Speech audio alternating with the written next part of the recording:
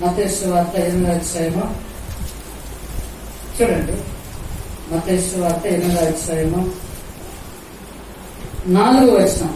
ఒక కుష్టి వ్యాధి తాను శుద్ధుడైన తర్వాత, కానీ ఆయన ఎవరికి కూడా ఇష్టంగా ఉండలేదేమో, నీకు ఇష్టమైతే నన్ను శుద్ధుని చేయగలవని అడిగాడు. ప్రభు చెప్తున్న 3వ వచనం, అందుకు ఆయన చేయి చాపి వారిని ముట్టి నాకు ఇష్టమే, నీవు శుద్ధుడు కమ్మని చెప్పగా తక్షణమే వారి కుష్టి రోగము ఏమైపోయింది? శుద్ధి అయిపోయింది. కుష్టి రోగం అంతా. ఇప్పుడు యేసు ప్రభు చెప్పాడు 4వ వచనం, అప్పుడు యేసు ఎవరితో ఏమీ చెప్పకొస్తుంది, కానీ నీవు వెళ్ళి వారికి సాక్షార్థమై నీ దేహము యాజకుని కనపరుచుకొని మోషే నియమించిన కానుక సమర్పించుమని వారితో చెప్పాను. మన ప్రభు మన సౌందర్యాన్ని కోరుతున్నాడు కనుక మన సౌందర్యాన్ని మనం ప్రభుకు ఇవ్వాలి. అందుకు అతనికి నువ్వు నమస్కరించు, ఆయనను ఆరాధించు, ఆయనను గణపరచు, ఆయనను కొనియాడని ప్రభు సమయం చెప్తున్నాడు. కనుక మన జీవితంలో మనం కూడా చాలాసార్లు ప్రభు చేసిన ఉపకారాలను మనం మర్చిపోయి చాలాసార్లు కూడా మన అడుగులు వెనక వేసేవారు ఉంటాం. కానీ కొన్నిసార్లు ఏవి కుమారుల వల్లే ప్రభును విశ్వసించకపోయినా కానీ ప్రభు చెప్పాడు, ఈ ప్రజలను పెదవులతో ఏం చేస్తున్నారా? ఆరాధిస్తున్నారు. వారి హృదయము, వారి మనస్సు నాకు ఎలాగుంది? చాలా దూరంగా ఆరాధన చేస్తున్నారు. వారు ప్రభుని కనపరుస్తున్నారు, దేవుని సన్నిధిలో ఉన్నారు. కానీ ప్రభును వారు ఆరాధించే విధానం చూసినప్పుడు వారు చేయాలి గనక నేను కూడా అందరితో కలిసి చేస్తున్నానని చేశాను. అయితే దేవుని వాక్యము మనకు ఏం తెలియజేస్తున్నది? ప్రభు మన సౌందర్యాన్ని కోరుకున్నాడు. ఒకవేళ ఈ లోకంలో ఎవరైనా కోరుకోకపోవచ్చు, ఎవరు మనం ప్రేమించకపోవచ్చు, మనం అనేకులు దూరం చేయొచ్చు, కానీ మన ప్రభు మనల్ని దూరం చేయవాడు కూడా కాదు. ఆయన మనల్ని ఏం చేస్తున్నాడు? మన ఎడల తన ప్రేమను వెల్లడి చేస్తున్నాడు, మన ఎడల తన ప్రేమను చూపిస్తున్నాడు. కాబట్టి ఎవరు నశించిపోకూడదని, ప్రతి వ్యక్తి కూడా రక్షణ, మారు మనసు, పాప క్షమాపణ పొంది ప్రభువైన యేసుక్రీస్తు వారిని సొంత రక్షకుడుగా అంగీకరించి ఆయనను ఆరాధించి, ఆయనను గణపరిచి, ఆయన నామాన్ని మహింపరచాలని ప్రభు సంకల్పమైంది. కనుక ఇప్పుడు సొలొమోను మహారాజు ఆయన మందిరం కట్టినప్పుడు ఇటుపక్క రెండు వైపులా ఆ తామర పుష్పాన్ని అక్కడ చెక్కి అక్కడ పెట్టాడు. అది ఇతరులకు ఏం చూపిస్తుందంటే, అది ఒక బొరుదులో ఉన్నది కానీ, ఒక ఎందుకు పనికిరాని దాంట్లో ఉన్నప్పుడు కానీ అది ఎంత విలువైన పుష్పంగా కనబడుతుందో, ఈనాడు కూడా ప్రభువైన యేసుక్రీస్తు వారు కూడా మనలను కూడా ఈ లోకంలో ఎవరికి ఉపయోగకరం లేని వారంగా, ఎవరికి ప్రయోజనకరం లేని వారంగా, ఇతరులకు కూడా ప్రయోజనం లేని వారంగా ఉన్న మనలను ఒక ఉన్నతమైన స్థానాన్ని కూర్చోబెడుతున్నారు. ఎందుకంటే ప్రభు మనల్ని ఏం చేశాడు? ఆ ఆశ్చర్యకరమైన చీకట్లో నుండి ఆశ్చర్యకరమైన వెలుగులో తీసుకొచ్చాడు. పరిశుద్ధ యాజకులుగా చేశాడు, దేవుని సొత్తైన ప్రజలుగా చేశాడు. మనము ఆయనను ఆరాధించి ఆయన గణపరిచే ప్రజలుగా ప్రభు మనల్ని ఏర్పాటు చేశాడు. కనుక మనను దేవుని సంఘంలో చేర్చాడు. ఎందుకు చేర్చాడంటే దేవుని ప్రజలతో కలిసి మనము ఆయనను ఆరాధించి ఆయన నామాన్ని గణపరచాలని, ప్రభు నామాన్ని మహింపరచాలని. చూడండి, ఇంకో మాట చదువు సమయంలో ఆయన మన పట్ల ఎన్నో ఉపకారాలు చేశాడు, మన పట్ల ఎన్నెన్నో చేశాడు. కానీ మన స్థితిని చూసినప్పుడు, మన స్థానాన్ని చూసినప్పుడు, కానీ దేవుడు ఎక్కడ ఒక ఉన్నతమైన స్థానాన్ని కూర్చోబెడుతున్నాడు. చూద్దాం, మొదటి సమయం గ్రంథం 12వ అధ్యాయము 24వ వచనం. మొదటి సమయం గ్రంథము 12వ అధ్యాయము 24వ వచనం. ఆయన మీ కొరకు ఎన్ని గొప్ప కార్యాలు చేశానో అది మీరు తలంచుకొని మీరు యెహోవా యందు భయభక్తులు కలిగి నిష్కపటులై పూర్ణ హృదయంతో ఆయనను సేవించడ అభిషేకము. చూడండి, ఆయన మీకు ఎన్ని మేలు చేశారు.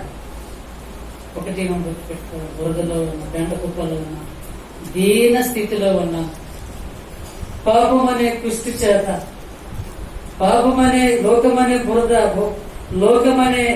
బురదని మలినముతో ఉపయోగకరము లేని పరిస్థితిలో ఉన్న మనలను ఎందుకు పనికిరాని మన సంధార్యాన్ని కోరుకున్నాం.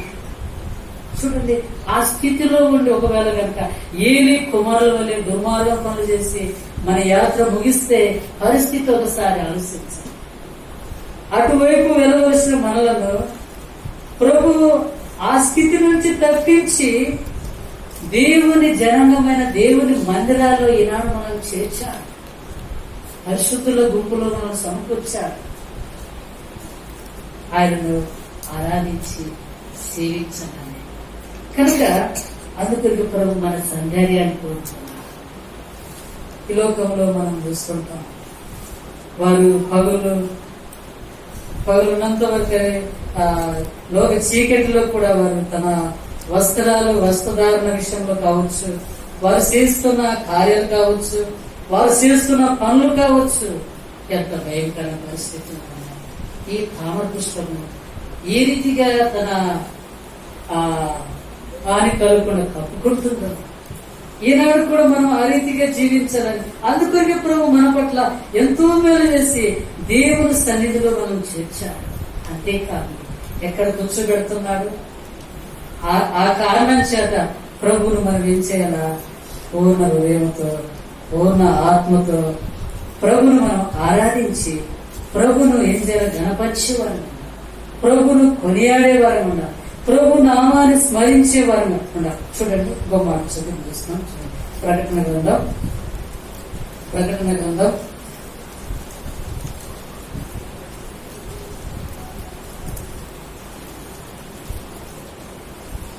3:21 నేను జయించి నా తండ్రితో కూడా ఆయన సింహాసనం కూర్చుండి ఉన్న ప్రకారము జయించు వారిని నాతో కూడా నా సింహాసనం నందు కూర్చుండనిచ్చుతాను. చూస్తాను, నేను జయించి నా తండ్రితో కూడా ఆయన సింహాసనం నందు. చూడండి, ఎవరైతే లోకాన్ని జీవిస్తున్నారో, ఎవరైతే పాపాన్ని జీవిస్తున్నారో అట్టి వారు నాతో కూడా నా సింహాసనం నందు కూర్చుండ నిచ్చేదనంటున్నారు. అని కూర్చోబెడతారు. ఇక ఎవరైనా ప్రభువైన యేసుక్రీస్తు వారిని విశ్వసించకుండా నీ హృదయమనే ఈ ఆలయంలో ఒకవేళ దాన్ని వ్యాపారంగా మార్చి ఉండొచ్చు, దొంగల గోణంగా మార్చి ఉండొచ్చు, కనుక లేక చెడిపోయిన జీవితం చేత అది హృదయము నింపబడి ఉండొచ్చు, అది దేని చేతైనా నింపబడి ఉండొచ్చు.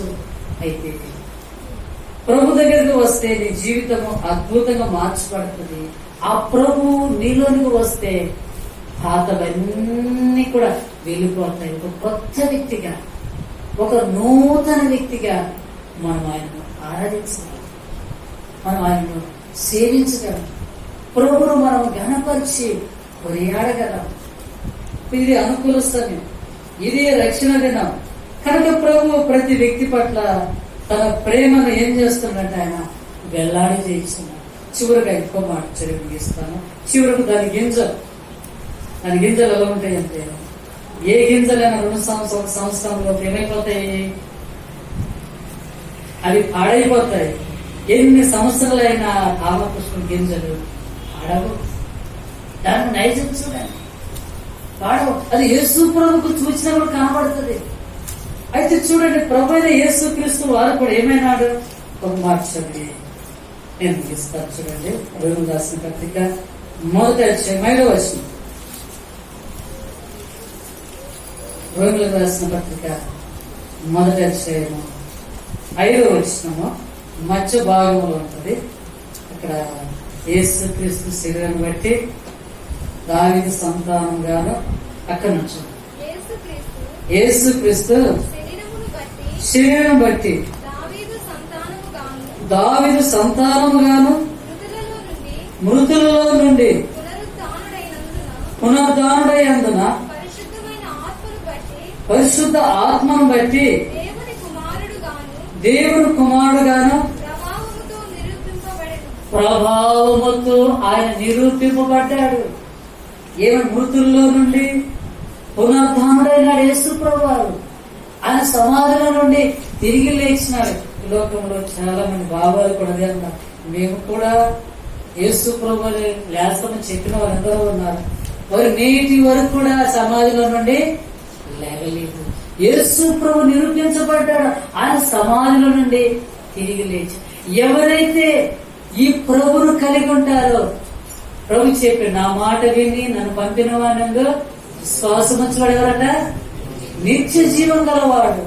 అక్కడ తీర్పులోనండి మనం ఎక్కడికి వెళ్తున్నాడు? జీవములోనికి వెళ్తున్నాడు. ఆ ప్రభు జీవాధిపతి, ఆయన సజీవుడు. ఆ సజీవుడని క్రీస్తే మనలను కూడా బురదలో ఉన్నా, చీకటిలో ఉన్నా, మలినంలో ఉన్నా, ఎక్కడున్నా ఈ మలినం నుండి ఇప్పుడు ప్రభుత్వం తప్పించి ఈనాడు ఈ వేవేలు మందిరంలో చేర్చాడు.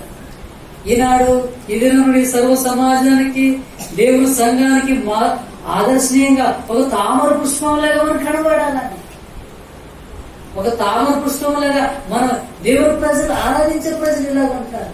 లేదు, వారు ఆరాధన చేస్తారు కానీ మందిరాల్లో మనం చాలా మంచిగా ఉంటారు. బయట చూస్తే ఇళ్లలో చూస్తే ఎట్లా ఉంటారు? ఏ వార్త ఏమిటి వినబడుతుంటారు? మెల్లగా కొట్టుకుంటున్నారు, తిట్టుకుంటున్నారు, ఎన్నెన్నో వినబడుతున్నాయి.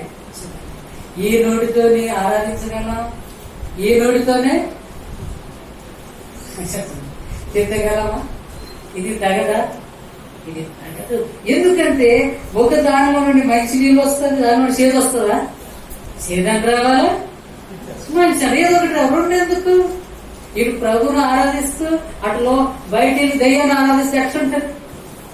అయితే మన ప్రభువును ఆరాధించే ప్రజలు ఒక విలువైన వ్యక్తులుగా ప్రభు మనల్ని ఏర్పాటు చేశాడు.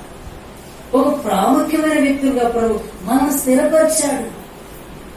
కొన్నిసార్లు మనం అనుకుంటాం, కొన్నిసార్లు అనుకుంటు చూడండి, దేవుడు ఎంత ఆయన మాట పెట్టి నిత్య జీవం గలవాడు కనుక ఆ జీవాత్మను కలిగిన ప్రభుని మనం ఇచ్చేయాలి. ఒకవేళ అది తెంపబడినట్లుంటదంటే త్వరగా ఇతర పువ్వులు వాడిపోదు. చాలా ఉన్నాయి కదా సమయం, ఇతర పువ్వులు ఏంటది వాడిపోతుంది. 2-3 రోజులు, వారమైనా అలాగే ఉండదు. చూడండి, పోసి చూడండి. కానీ ఇతర పూలు ఏమవుతాయి? గంట, 2 గంటలు, సాయంత్రాలు ఏమైపోతాయి? అవి వాడిపోతుంటాయి. అయితే ప్రభువైన యేసుక్రీస్తు వారు మనల్ని కూడా సంఘంలో ఆ రీతిగా నిలబడుతున్నారు. ఆ రీతిగా ఇతరులకు ఆదర్శనీయంగా, ఇతరులకు మాదిరికన్నా ఒక తామర పుష్పంలాగా, ఒక స్తంభంగా ఆరాధించే ప్రజలుగా వాళ్ళని చూసి మనం నేర్చుకోవాలి.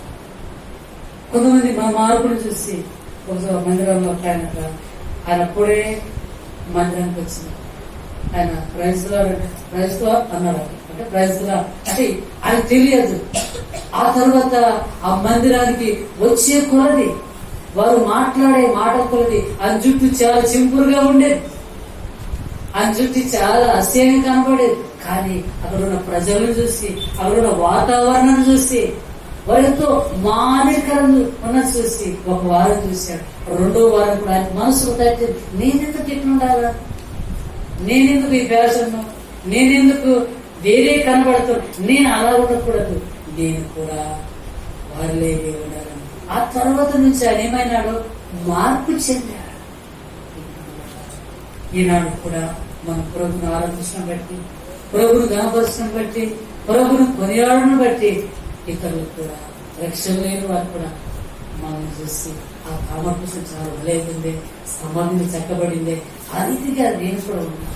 కనుక ఈ సమయంలో ఈ వాక్య భాగాన్ని బట్టి ఈ కొన్ని మాటలను బట్టి ప్రభు సన్నిధిలో మన దీనిలో ప్రభు నామాన్ని కనపరిచి ప్రభుని కొనియాడకుండా